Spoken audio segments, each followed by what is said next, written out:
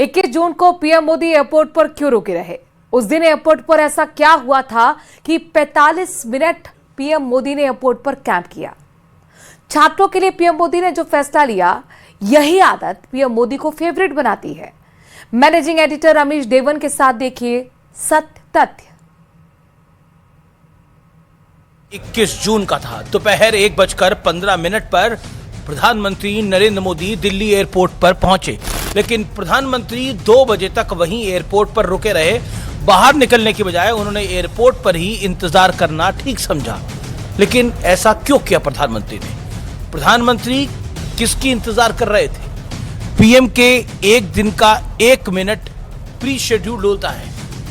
बेहद जरूरी कामकाज और मीटिंग्स लाइनअप होती हैं, तो फिर वो कौन सी इमरजेंसी थी जिसके लिए प्रधानमंत्री मोदी ने एयरपोर्ट पर अनशेड्यूल्ड 45 मिनट बिता दिए?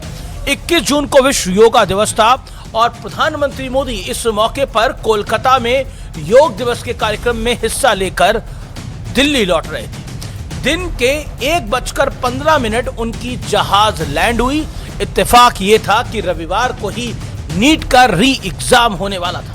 परीक्षा का वक्त दोपहर 2 बजे का था, यानी ये निश्चित था कि अगर प्रधानमंत्री मोदी 1:15 पर एयरपोर्ट से बाहर निकलेंगे तो लोगों को परेशानी होगी, स्टूडेंट्स को खास तौर पर, क्योंकि पीएम जिस रास्ते से गुजरते वहां काफी पहले से सुरक्षा रूट लगा दिया जाता है, यानी उस रास्ते को कुछ देर पहले सैनिटाइज कर दिया जाता है। इससे क्या होता?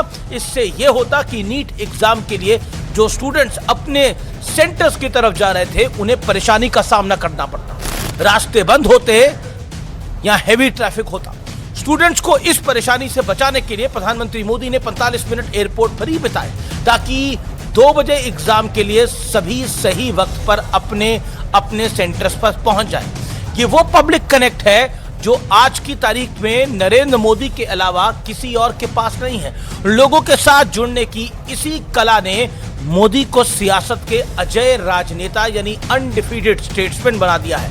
इस पब्लिक कनेक्ट का कोई क्रैश कोर्स नहीं होता, ना ही इसे विरासत में हासिल किया जा सकता है। ये कनेक्ट भारत को जानने और भारतीयों को समझने से आता है। प्रधानमंत्री मोदी को देखिए, कोलकाता के जिस योग दिवस के कार्यक्रम में वो मौजूद थे, वहां वो खुद लोगों के पोस्चर ठीक करते हुए दिख रहे हैं, यानी वो एक टीचर की तरह, एक अभिभावक की तरह अपने हाथों से लोगों के योग पोस्चर्स में सुधार करते रहे। एक व्यक्ति जो 25 साल से हेड ऑफ द गवर्नमेंट है, जो सबसे ज्यादा वक्त तक रहने वाला निर्वाचित प्रधानमंत्री बन चुके हैं, जो लगातार तीसरी बार देश के प्रधानमंत्री बने हैं और तीसरे कार्यकाल में तो उन्होंने ऐसे ऐसे राज्य जीते हैं जिसकी कल्पना शायद ही किसी ने की होगी।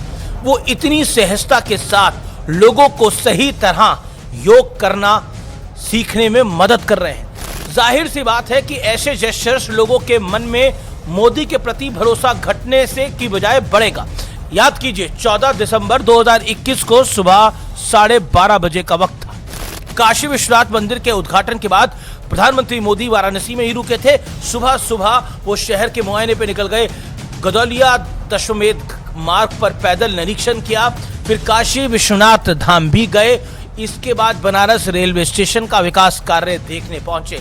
प्रधानमंत्री मोदी ने ऐसा इसलिए किया क्योंकि दिन के वक्त वो निकलते तो पूरा शहर जाम हो जाता। इससे पहले प्रधानमंत्री मोदी ने 9 सितंबर 2015 को चंडीगढ़ यूनिवर्सिटी के कॉन्वोकेशन में पहुंचे थे। वहां उन्हें पता चला कि उनके कार्यक्रम के चलते कई स्कूलों में छुट्टी करा दी गई है। प्रधानमंत्री मोदी ने बाकायदा हरियाणा के गवर्नर कप्तान सिंह सोलंकी से इस पूरे मुद्दे पर बात की, नाखुशी जताई और क्लियर कट मैसेज दिया कि उनकी वजह से किसी बच्चे की पढ़ाई में बाधा नहीं होनी चाहिए। मैं 2015 की बात कर रहा हूं और आज 2026 है, यानी जो 2015 के सन में सोच थी वही 2026 में नरेंद्र मोदी की सोच है।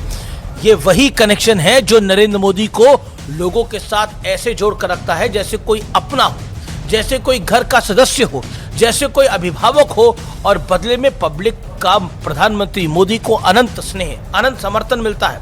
अब देखिए, प्रधानमंत्री मोदी ने इटली की प्रधानमंत्री मेलोनी को मेलोडी गिफ्ट की और देश में मेलोडी की कई जगह शॉर्टेज हो गई और मेलोडी बनाने वाली कंपनी के नाम से मिलती जुलती कंपनी के शेयर्स रिकॉर्ड की ऊंचाई पर पहुंच गए। ये सत्य तथ्य है। दूसरी तरफ भारत को बददुआएं देने वाली एक लॉबी है, जिन्हें शायद भारत को शराब देने वाली भाषा बेहद अच्छी लगती है। कांग्रेस के सबसे बड़े नेता का ही उदाहरण ले लीजिए, राहुल गांधी जी का।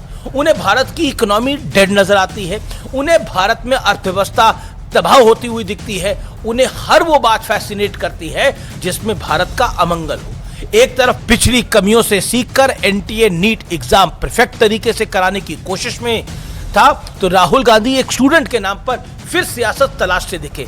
इस स्टूडेंट ने यूएई में एग्जाम सेंटर भरा था, लेकिन पासपोर्ट ना होने की वजह से एनटीए से उन्हें 19 जून को प्रार्थना की कि सेंटर नागपुर में दे दिया जाए। एनटीए ने रिकॉर्ड वक्त में सारा इंतजाम कर दिया, लेकिन राहुल गांधी ने इसमें केवल अपने फायदे की खबर को तलाशा। कोई हर्ज नहीं है अपना फायदा तलाशने में, लेकिन किस कॉस्ट पे हम अपना फायदा कर रहे हैं। उन्होंने एक्स पर लिखा, नागपुर के बच्चे को अबुधाबी में सेंटर दे दिया। वो रात भर रोता रहा, हमारे बच्चों के भविष्य के साथ जुआ खेलना बंद कीजिए। उन्होंने जानबूझकर या फिर अनजाने में ये सच छिपाया, ये तो राहुल गांधी जी को ही पता होगा, लेकिन देर सवेर सच और सच्चाई का फर्क साफ पता लगता है। और इसी फर्क से तय होता है कि भविष्य में लोग आप पर कितना भरोसा करेंगे। और निश्चित तौर पर नरेंद्र मोदी के सामने इस मामले में कई नेता, सभी नेता कोसों दूर है। आज के दौर में ऐसी क्रेडिबिलिटी मेंटेन रखना किसी साधारण राजनेता के बस की बात है ही नहीं। नेता क्यों, आजकल किसी के लिए भी बस की बात नहीं है, क्योंकि क्रेडिबिलिटी जो है वो आपके ट्रैक रिकॉर्ड से बनती है। और जो ट्रैक रिकॉर्ड है वो जनता जनार्दन देखती है। और सिर्फ नेता का नहीं, पत्रकारों का भी ट्रैक रिकॉर्ड होता है, और वो ट्रैक रिकॉर्ड बड़ा क्लियर कट होता है। आपने पीछे क्या किया है, आपने कितनी फर्जी खबरें चलाई हैं, ये सब पब्लिक याद रखती है। इसीलिए मेरा कहना है कि पत्रकार को पत्रकार रहना चाहिए, नेता को नेता रहना चाहिए, और सत्य और तथ्य की कसौटी पे खड़े रहना चाहिए।